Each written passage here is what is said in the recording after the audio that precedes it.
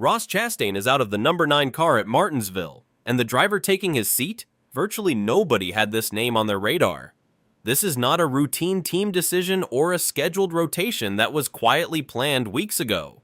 This came out of nowhere, and when you dig into the details, it raises some serious questions about what JR Motorsports is thinking, and what it tells us about the state of the NASCAR Xfinity Series right now. But before we get to the replacement, let us talk about where Ross Chastain stands heading into this weekend, because context matters here. If you have been following the 2026 season closely, you already know Chastain has been everywhere. The guy has basically been running anything he can get his hands on this year, and he has been doing it across multiple series and multiple teams. And he just came off Darlington, where he pulled off a second-place finish in the Truck Series with NASCAR Motorsports. That alone tells you his pace and competitiveness are not in question.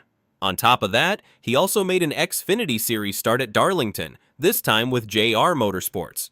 He was driving the part-time number 9 Chevrolet and brought it home in 14th. A solid, respectable run considering how competitive that field is week in and week out. Here is a number worth stopping on. Martinsville would have been Chastain's third different team in just 4 Xfinity starts this season.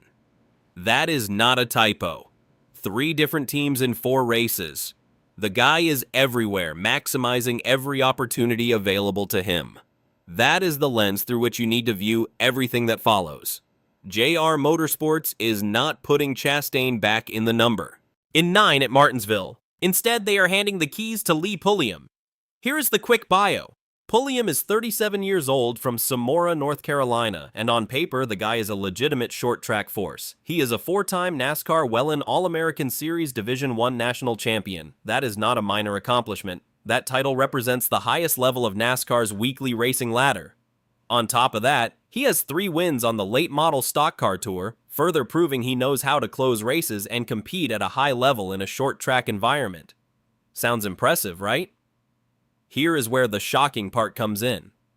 Pulliam's entire NASCAR National Series resume consists of just 6 career starts, all the way back in 2014, in the K&N Pro Series East. That is more than 10 years ago. Since then, he has had essentially 0 National Series miles. None. He has built an undeniable resume at the grassroots and regional level, but the jump from NASCAR's Whelen All-American Series to a competitive Xfinity Series ride is an enormous one. And doing it at Martinsville, one of the most physical and unforgiving short tracks on the entire schedule, makes this move even more striking. Martinsville Speedway is not a place where you ease into the pace. The track is just 0.526 miles long, the corners are tight, the racing is aggressive, and the margin for error is almost non-existent. Experienced drivers with hundreds of laps at this track still make costly mistakes. Dropping someone in here with a decade-long gap in National Series experience is by any measure a bold call. So why would JR Motorsports make this decision? There are 2 sides to this. The case for Pulliam is straightforward. He is a short track specialist. Martinsville is a short track. If there is any venue on the schedule where his regional dominance could translate to a competitive National Series showing, this is it. His 4 national championships in the Whelen All-American Series prove he can handle pressure, compete consistently, and execute at a high level. The track itself plays to his background more than any road course or super speedway ever would. The case against is equally clear. The Xfinity Series field is elite. Full-time teams with fully funded programs, experienced engineers, and proven setups are showing up every single week. A 10-plus year gap from National Series competition is not something you simply shake off in a practice session. And the speed differential alone can be a massive adjustment, and at Martinsville, there is no open space to find your footing quietly. Every lap, every corner, someone is right on your bumper. This is either a genius move that plays directly to Pulliam's strengths, or it is an extremely steep learning curve at one of the toughest venues on the calendar. Here is what is important for Chastain fans to understand. He is not sitting out Martinsville. He is still racing this weekend, just with a completely different team. Chastain will be driving the number 91 Chevrolet for DGM Racing in partnership with Jesse Augie Motorsports. That makes this his 3rd different team in just 4 Xfinity starts this season. a remarkable number that reflects both his demand as a driver and the flexible structure of part-time Xfinity programs. Beyond Martinsville, Chastain already has future races locked in. He is scheduled to run at Watkins Glen in May and Sonoma in June with Jordan Anderson Racing, the same team he ran with earlier this season at Atlanta and COTA. And here is something that changes the entire picture when it comes to understanding Chastain's 2026 Xfinity strategy. The rules have changed. Full-time Cup Series drivers with more than 3 years of experience can now run up to 10 Xfinity races per season. That number used to be capped at 5. That is a significant rule change, and it directly expands Chastain's opportunities to compete in the series throughout the year. This is not Chastain getting pushed out of the number 9. This is Chastain operating strategically under new rules that give him more flexibility than ever before. The swap at Martinsville looks far more like a scheduled rotation than a permanent replacement. Do not be surprised if he is back in that number 9 car again later this season.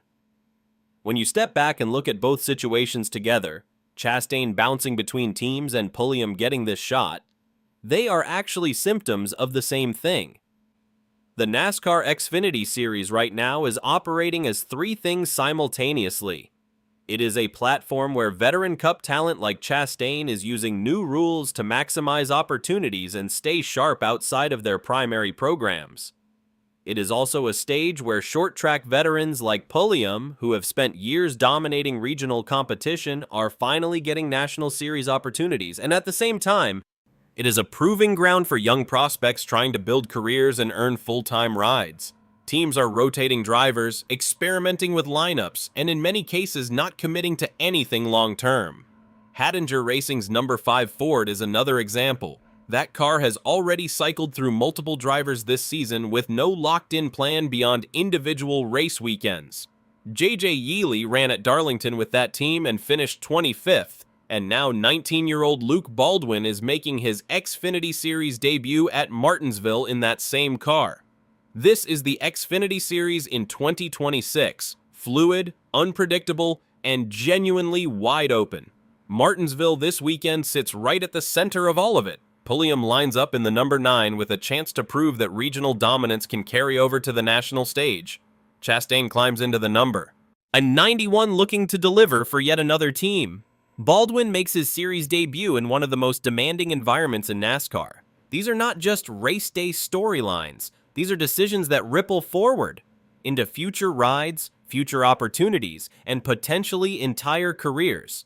That is what makes this weekend worth watching beyond the race result itself.